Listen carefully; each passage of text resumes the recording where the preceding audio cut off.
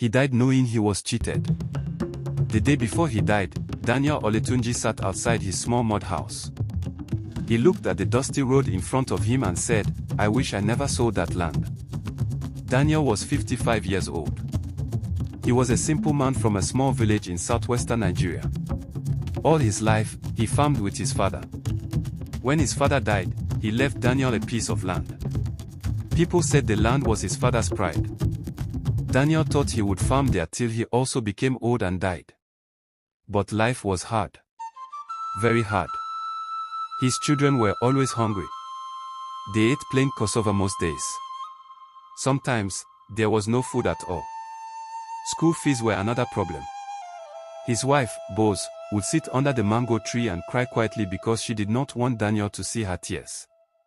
One day, a rich man from town came to visit Daniel. He wore a white agbada, and his perfume filled the air. The rich man said, "I want to buy your land." Daniel asked, "Why do you want my land?" "There is nothing special there." The rich man smiled. "I just like the area. I can build a house there later.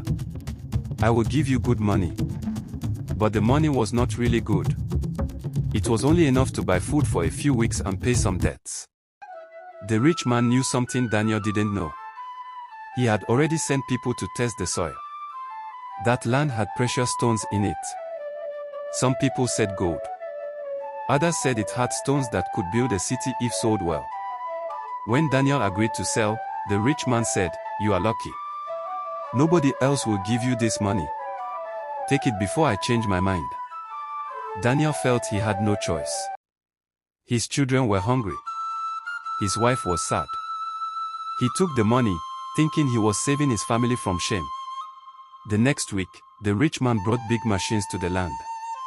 People saw trucks carrying loads of stones out of Daniel's old land. They heard the rich man made millions from it. But Daniel never saw him again. He never got any more money. Years passed. Daniel's children grew up without finishing school.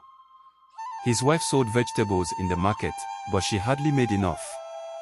Sometimes at night, Daniel would sit outside and stare at the stars. He would say, "If only I knew what was under that land, my children would not suffer like this." When he fell sick, there was no money for good medicine. He became so weak that he could not sit without help.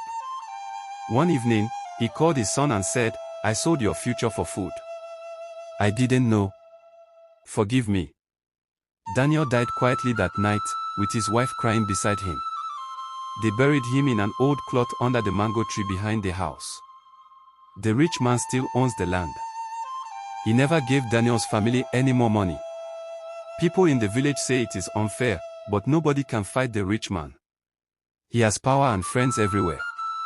Now, sometimes, when Daniel's children walk past the land, they say to themselves, "Papa died poor, but his land feeds another man's generations." That is the story of Daniel Olatunji. A man who died knowing he was cheated, but could do nothing about it.